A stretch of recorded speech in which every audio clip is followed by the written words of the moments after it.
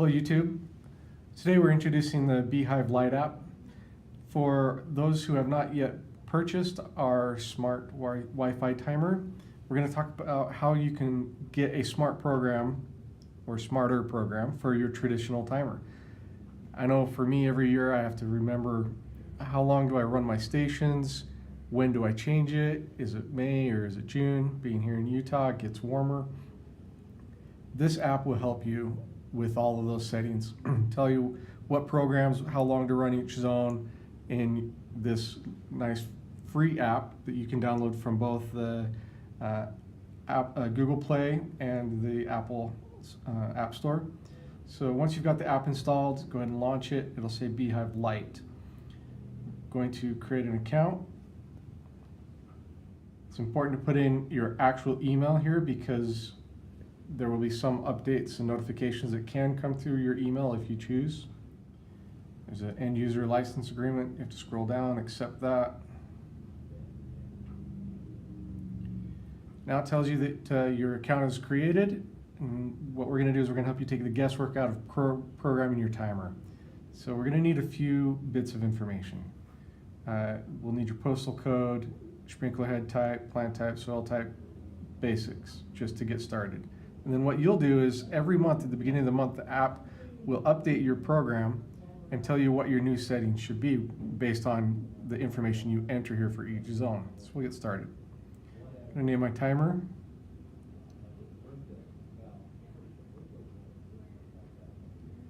Give it a postal code, or we say use current location. We happen to be in Utah, so I'm going to use Southern California. Just to get this program.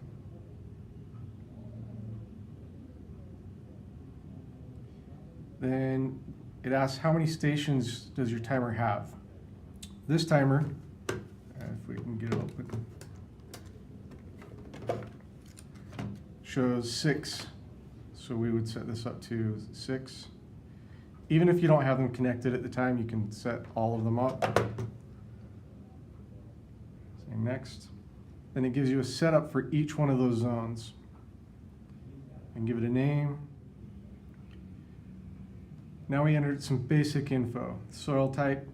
Around here we have a lot of clay or clay loam. If you don't know, you can say unknown. There's also a help here. You can hit help, and that will show you the different kinds of soil to help you decide which one you have. Give it a plant type. Here we have cool season turf.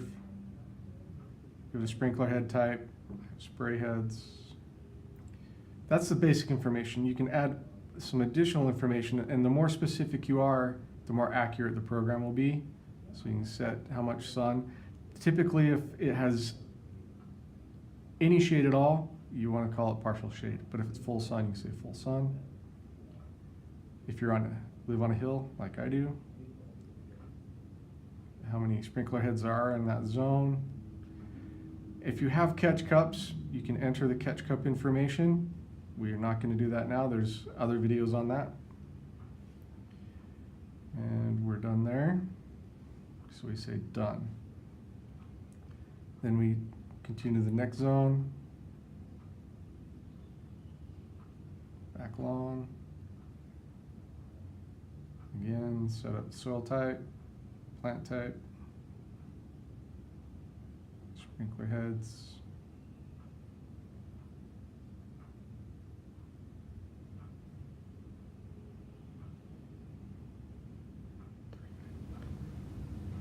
And now we have 4 out of our 6 zones. We don't have anything hooked up on 5 or 6 now, let's say. But we've set up our front lawn, back lawn, flowers in our garden. So we can go to the next step. It's going to ask if you have any watering restrictions where you live. Say you can't water on odd days or even days, or you can only water between, during the night. You can't water between 10 a.m. and 7 p.m. It's pretty common around here.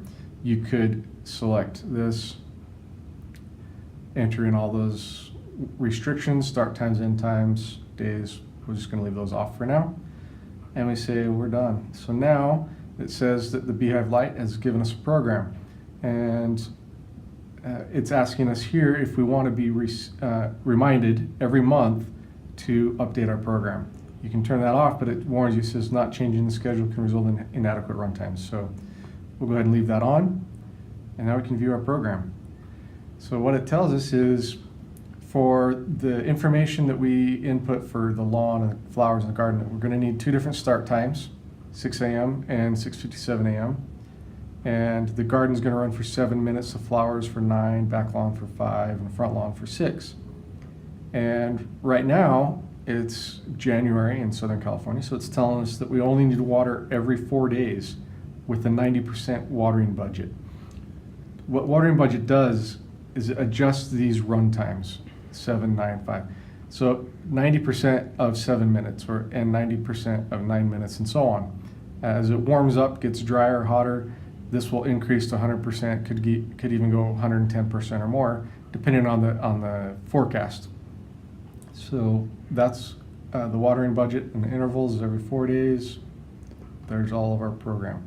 On the home screen, the current recommended timer settings is interval of every 4 days, budget 90%. Estimated watering day, Friday, is going to be our first one. That's what it's estimating. From here, we can see our calendar. This is a really interesting view. It'll show us for January which days, if we were to set that program that it recommended on our timer, the days that it would water. And you can come into that day, you can come to the program, see the times, which zones, and for how long they're going to run. And you can scroll to the months ahead and see how it changes. So if we come out here till June or July, now we're watering every other day, so more frequently.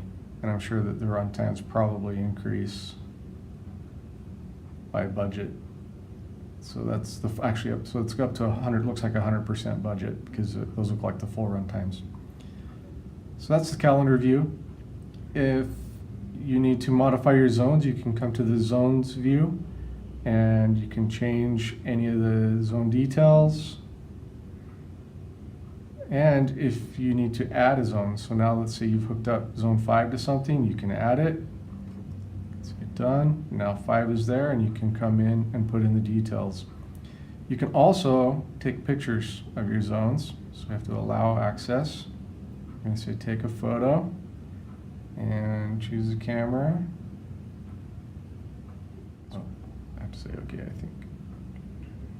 Say okay. Now that zone has a photo, so we can identify that zone just by looking at it. You can get into more settings. If you want to log out of your account for some reason, you can log out. You can change your information. You can see your devices. So let's say that you didn't set up the correct number of zones.